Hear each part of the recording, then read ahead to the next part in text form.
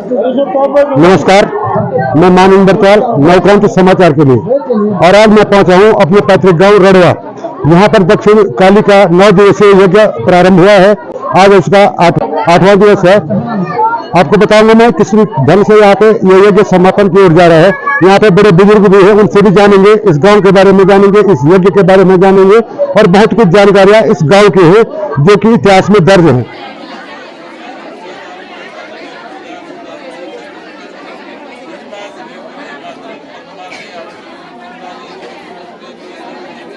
यहाँ पे ये नियमित पूजा हो रही है। मैं आपको दिखाऊंगा जो मेन मंदिर है राजराजेश्वर का दक्षिण काली, ये है। और यहीं से मालकोटी, सुपरी और कुंडा, यहाँ से राजराजेश्वरी गई है। ये मेरा भी पैतृक गांव है और मुझे सौभाग्य मिला आज यहाँ पे इस पूजा में आने का।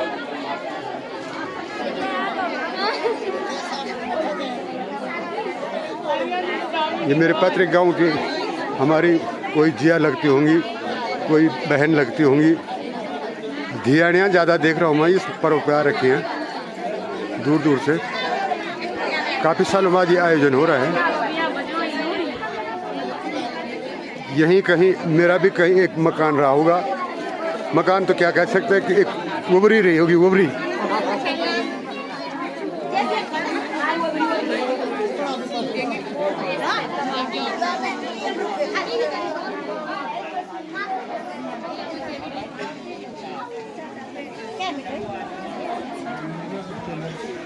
मेरे साथ यहाँ पे रड़वा के निवासी एडवोकेट देवेंद्र बरताल जी है। आइए जानते हैं उन्हीं से रड़वा के बारे में। वकील साहब, क्या इतिहास रहा है रड़वा गांव का? ये इतिहास इसका ये है कि एक तो ये पूरी कौम जो है बरतालों की, ये राजस्थान से चलते चलते चलते चलते यहाँ तक पहुँची है। और उसके बाद इसका पहले मूल गांव जो हुआ करता था, ये महेशनगर के बगल पे, मौड़ गांव के बगल पे, आज भी उसके खंडर यहाँ पे मौजूद है। ये वहाँ पे पूरा गांव यहाँ बसा हुआ था। उसके बाद फिर यहाँ से चलते चलते ये नीचे ये गढ़ी में आए और इस गढ़ी में रहने के बाद जो है यहाँ के जितने भी बरतालों के जो वंशज हैं, इनके का इतिहास ये है कि पूरे गढ़वाल के अंदर, चाहे उत्तरकाशी में हो, टेहरी में हो, नागपुर तो खैर बरतालों का यही, इसमें जो भी पलायन हुआ है वो सारे लोग यहाँ से पलायन हुए वो करके गए हुए। और बरतालों का इतिहास इसलिए भी उसका मान्य है कि आज भी जो गोरखाली का जो इतिहास जो जाना जाता है, उस इतिहास में बरतालों की अहम भूमिका रही है। जब गोरखा वहाँ से तहस नहस करके यहाँ तक नागपुर तक पहुँच गए थे, तो सिर्फ बरतालों की कौम ऐसी थी कि जिन्होंने उसका जम करके बदला लिया और उन्हें थोलिंग मठ तक खदेड़ करके ले गए। उसका साक्षात इतिहास ये भी है कि आज प्रत्येक परिवार के अंदर 1-2 तलवारें आज भी मौजूद है और कम से कम 58 परिवार है, 58 तलवारें आज भी बरतालों की कौम में मौजूद है। दूसरा यहाँ पे से ये हुआ कि जो यहाँ के जो सेनापति रहे बंचू बरतवाल, वो आज भी थोलिंग मठ में उनके अस्थियाँ पड़ी हुई है। इसमें कई प्रयास हमारे डॉक्टर योगेंद्र सिंह बरतवाल जी ने भारत सरकार के से कई बार प्रयास भी किया था कि हम अपने पूर्वजों की अस्थि वापस लेना चाहते हैं, परंतु वो वहाँ पे एज भगवान की तरफ से उसकी पूजा वहाँ के लोग वहाँ पे किया करते हैं थोलिंग मठ में। और आज जो ये दक्षिण कालिका की जो पूजा होती है, ये पूजा भी बरतालों के साथ ही ये उनकी कुल देवी है। और उस कुल देवी का हिसाब ये है कि आज बरतालों के कौम में उसकी वजह से जो भी बलीभूति जो फलीभूति जो लोग हुए हैं, इस माँ की कृपा से होते हैं। और वो आज आपने देखा होगा कि पूरा गांव के घर घर मेहमानों से पटा हुआ है। सारी ध्यान दूर दराज से होकर के वो अपनी इष्ट भगवती को मिलने के लिए यहाँ पे आई हुई है। और उसका जो भगवती का जो प्रसाद होता है, वो आज से लोग घर का लेकर करके तब तक रखे रहते हैं जब तक इसकी दोबारा पूजा न हुई। इसकी पूजा के लिए ये करते हैं कि एक टाइम पे इसका भागवत होता है, फिर उसके बाद 4-5 साल बाद जब भी मौका लगे, फिर इसके अखंड इसका 9 दिन का पाठ होता है। 9 दिन के पाठ होने के बाद फिर अब जब बारी आएगी, फिर इसका भागवत होगा और बड़े चाव के साथ लोग मन इच्छा जो हो सके उसका लोग वो करते, भगवती का भंडारा लगाते। आपने देखा होगा कि 9 दिन से लगातार प्रत्येक परिवार का भंडारा चल रहा है वहाँ पे, रात का सबका खाना वही होता है। आपने एक चीज़ और देखी कि वहाँ पे एक तलवार और है, दौड़जीब वाली तलवार, ये भगवती का बड़ा प्रसाद है।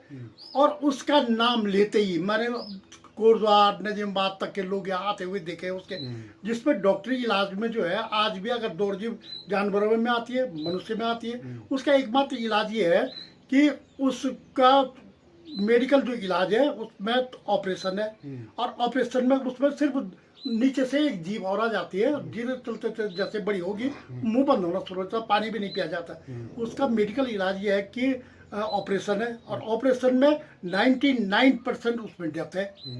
परंतु इसकी खूबी है इस तलवार की, भगवती की ऐसी महिमा है कि जिसको वो बीमारी होगी, अगर उसने कह दिया कि मुझे कल रणवा तलवार को वहाँ पानी लेने जाना है, तो घर से ही वो बीमारी ठीक होनी शुरू हो जाती है और यहाँ आकर के बिल्कुल ही समाप्त हो जाती है। जैसे उसका पानी मुंह में गया वो बीमारी, दौड़जीब की बीमारी, वो समाप्त हो जाती है। और उस तलवार का परिणाम यह है कि आज भी रड़वा गांव के बरतवालों के उसमें किसी भी कौम के किसी भी बच्चे से लेकर के जानवर तक जो है दौड़जीब नहीं हुई, आज तक दौड़जीब नहीं हुई। तो इसका जो ये परिणाम चल रहा। फिर रड़वा गांव भी ऐतिहासिक गांव है, यहाँ पे बड़े बड़े लोग पैदा हुए हैं। यहाँ पे डॉक्टर ये क्या सुरेंद्र सिंह बरतवाल, वो गढ़वाल के पहले STI वही रहे शिक्षा विभाग के। यहाँ पे डॉक्टर योगंबर सिंह बरतवाल अपने लेखनी से उन्होंने 300 से ऊपर किताबें लिखी है। और अधिकांश लड़के सारे रोजगार पे हैं, बाहर गए हुए, ये उस भगवती की कृपा है। और उसके अलावा मैं देख रहा हूँ कि चाहे हमारे कोंडा हो, दणकोट हो, मालकोटी हो, सुपरी हो, सतेरा हो, जितनी जगह है, आज तक तो मैंने देखा नहीं ऐसा कि इस कौम के कोई लड़का बेरोजगार होकर के, बेरोजगार भी होगा परंतु भीख मांगने वाले कागार पे नहीं आए। ये सब इस दक्षिण कालिका की करामात है। और उसी के कारण जो है आज प्रत्येक घर पे जो है उसकी पूजा होती है और बड़े शान से पूजा होती है।